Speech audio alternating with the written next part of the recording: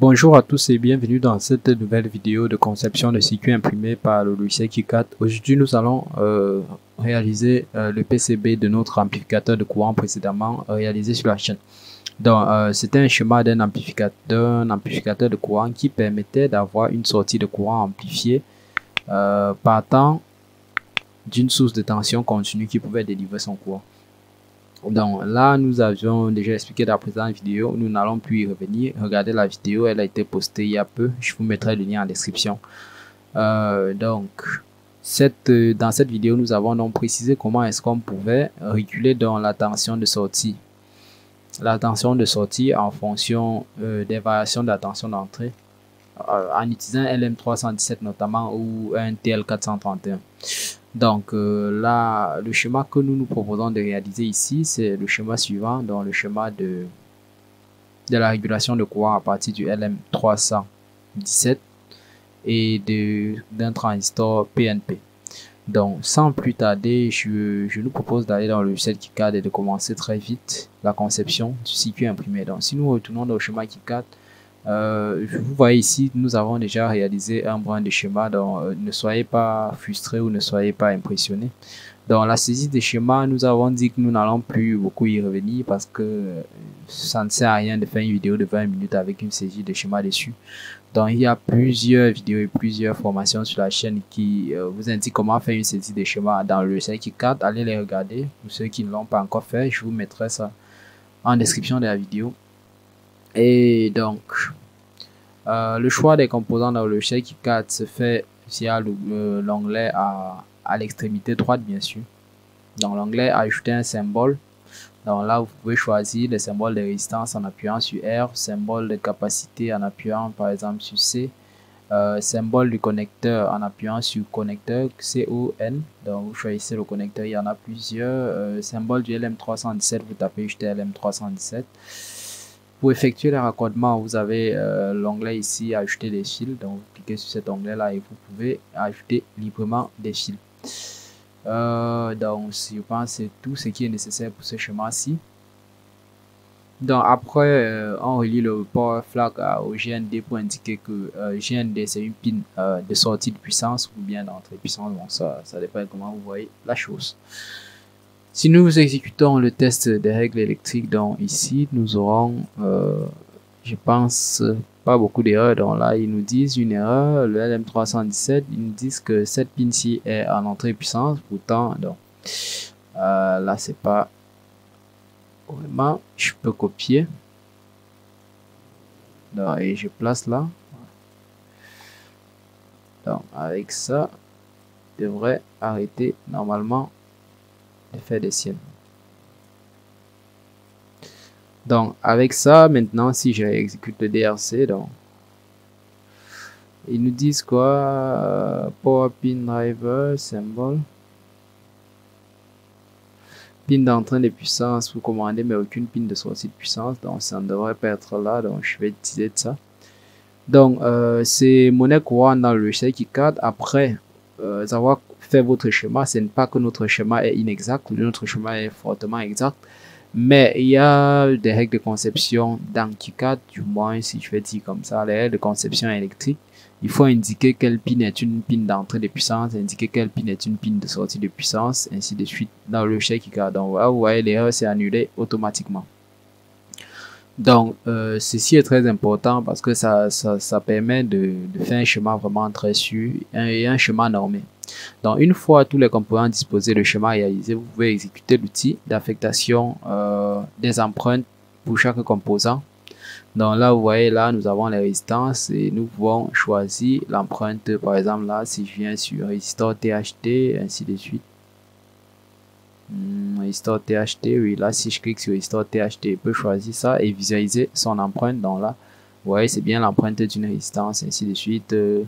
Et vous faites de même pour les capacités. Donc, l'affectation des empreintes étant bientôt terminée, vous pouvez donc commencer la réalisation du PCB que vous allez venir là. Vous allez venir ouvrir l'éditeur de PCB, vous double-cliquez sur l'éditeur de PCB. Donc, il ouvre l'éditeur de PCB. Dans la fenêtre d'édition de PCB est une fenêtre aussi également très simple. Donc vous importez juste le schéma de la schématique. Donc vous importez, close. Et ici notamment nous avons très peu de composants. Donc vraiment l'importance de les classer, je ne pense vraiment pas que ce soit vraiment très nécessaire de les classer. Donc là déjà nous voyons que ce composant ci est un composant monté en surface. Je n'aurais pas souhaité utiliser un monté en surface, j'aurais mieux souhaité utiliser un composant traversant parce que le LM317 en fonctionnement, il aura tendance à chauffer un peu et les composants montés en surface, nous savons que très généralement, ils ne peuvent pas dissiper une très grande quantité d'énergie. Donc si je double-clique sur LM317, qu'est-ce que je peux faire? Je peux choisir, c'est combien de pins? 3 pins, donc je peux choisir un boîtier TO220, donc je reviens sur l'affectation des composants. Donc LM317, le voici. Non, LM317, lui. Donc, si je viens, je peux chercher un boîtier package. Je sais pas s'il y a TO ici, TOSOT, TOSOT, THT. Donc, je vais regarder un package TO220, s'il y en a, bien sûr. Ouais, package TO220, donc je vais visualiser. Vous voyez là, il y a plusieurs packages en TO220. Donc, vous voyez. Donc là, je peux visualiser. Donc là, c'est TO218. Donc, pourquoi pas celui-ci? Il y a des versions de LM317 qui sont comme ça. Donc, je sais pas. On peut encore un peu regarder. Donc, regarder quelques secondes. Pourquoi pas celle-ci? Mais elle a 4 pins. Je ne veux pas 4 pins. J'aurais besoin d'un 3 pins. Donc, essayons encore de regarder encore un peu. Donc, 3 pins. Je pense que c'est l'idéal ici. TO220. Ouais, TO220. Donc, je vais choisir ça. Oui. J'applique les changements. OK. Et je reviens donc dans ma fenêtre de saisie de PCB. J'actualise le schéma à partir. Vous voyez, et l'empreinte change. Donc, l'erreur path not found. Non, je pense pas. Non, non, non, non, non. Qu'est-ce qu'il me dit? Non, non, pas encore. LM317, j'ai fait un CTRL-Z. Voilà. CTRL-Y. Ah, qui va encore aller chercher cela. Donc, laissons le monter en surface, pourquoi pas. Nous pouvons réaliser le schéma avec ce composant-ci. Nous allons mettre les borniers un peu éloignés. Donc, les autres composants, vraiment, il n'y a pas besoin vraiment de les toucher spécifiquement. D'autant que le LM317 ne doit supporter qu'un ampère et demi. Laissons-le d'abord comme ça. Nous allons réaliser. Par la suite, nous allons changer sa nature. Donc, vu que le schéma n'est pas très grand, il n'est pas nécessaire ici de... Il n'est vraiment pas nécessaire ici de trop élargir les composants. On peut les laisser tels quels et commencer directement à les router. On n'a pas besoin vraiment d'un classement extraordinaire vu qu'on n'en a pas beaucoup. Déjà, on va définir les tailles des circuits imprimés. Vous allez là dans Track Net Class, vous choisissez les circuits imprimés, les tailles des pistes. Oui. Vous augmentez une taille, nous allons prendre d'abord 1 mm, plus 2 mm, j'ai dit 1. Ouais. Après, nous pouvons prendre du 3 mm également. Rappelez-vous de faire toujours les pistes les plus larges possibles. Donc, quel que soit le secteur, prenez les pistes les plus larges possibles. Donc, là, vous voyez nos tailles des pistes des circuits imprimés. Nous pouvons commencer par une taille d'1 mm, tout simplement. Vous n'avez pas besoin de connaître à quoi servent toutes ces options. C'est le meilleur moyen de se perdre quand vous commencez. Donc, dès que vous avez choisi une taille de circuit imprimé, vous allez dans l'onglet de routage ici. Et vous pouvez commencer à router, tout simplement. Vous n'avez pas besoin d'un ajustement extraordinaire, vous commencez tout simplement à router. Notez ici qu'on va générer des plans d'alimentation pour alimenter les GND, donc router toutes les pistes qui ne sont ni GND ni VCC. Donc, voilà.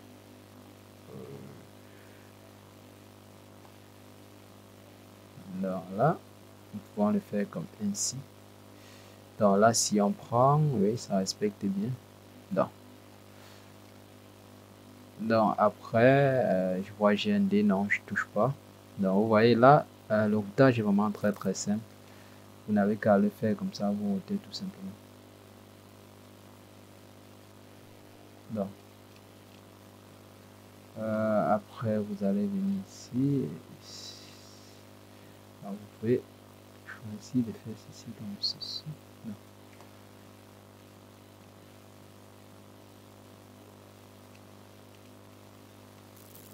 Donc après, vous pouvez faire ceci comme ci.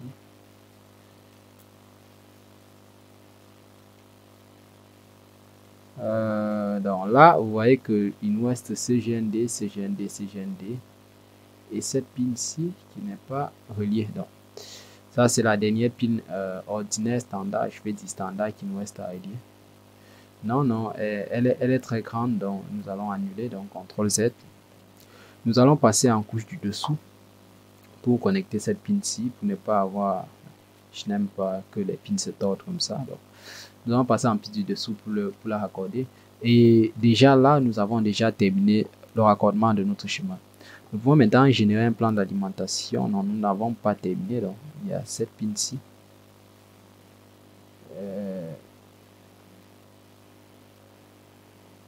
Voilà. Nous pouvons le faire ainsi.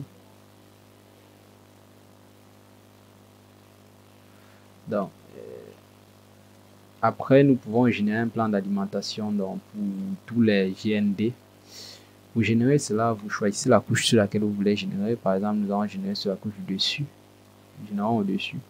Et nous choisissons de générer ce plan d'alimentation avec l'onglet Add Fill Zone. Donc, ajouter une zone d'alimentation. Donc, et là, dès que vous cliquez, il y a un tableau déroulant qui s'ouvre. Vous n'avez pas besoin de maîtriser toutes les options. Vraiment, choisissez juste sur quelle couche vous voulez mettre votre zone de plan d'alimentation et quels points doivent être connectés par ce plan. Donc, c'est le GND sur zone du dessus. Vous faites OK, vous n'avez pas besoin de modifier vraiment tous les paramètres. Je vous assure, c'est le meilleur moyen de se perdre quand on commence sur KiCad ou sur un logiciel spécialisé. Vous pouvez fermer le polygone. Et ceci étant fait, vous appuyez sur la touche du clavier B et ça actualise. Vous voyez que tous les GND, cette fois-ci, vous voyez les GND, il y a une croix dessus, il y a une croix sur tous les GND. Les GND sont marqués. La croix, c'est appelé un frein thermique, donc ça empêche toute la chaleur peut-être qui serait peut-être générée par tout le plan d'alimentation de nuire directement à la pine du composant. Donc c'est pourquoi vous voyez il y a une réduction de la piste générale avant d'arriver sur GND. Donc, si nous revenons là, vous voyez là. Donc nous avons là la piste du dessous, la piste du dessus et le GND général. Donc une fois ceci fait, vous allez définir les bordures de votre circuit imprimé parce que là, si vous lancez le test des règles électriques, vous aurez des dizaines d'erreurs. Ouais. Donc vous allez définir d'abord le contour du circuit imprimé. Vous allez venir dans l'onglet Edge Cut ici. Edge Cut, vous cliquez dessus. Vous choisissez donc la forme que vous voulez donner à votre circuit imprimé. Vous pouvez choisir un rectangle, un cercle, je sais pas, ça dépend de vous. Donc, vous allez donc définir cette bordure là comme ça. Une fois la bordure définie, vous avez presque terminé votre circuit. Maintenant, il ne reste plus qu'à reculer les références des différents composants pour que une référence comme celle-ci ne vienne pas empiéter sur le territoire d'un autre composant. Donc, là, vous reculez comme ceci, vous voyez.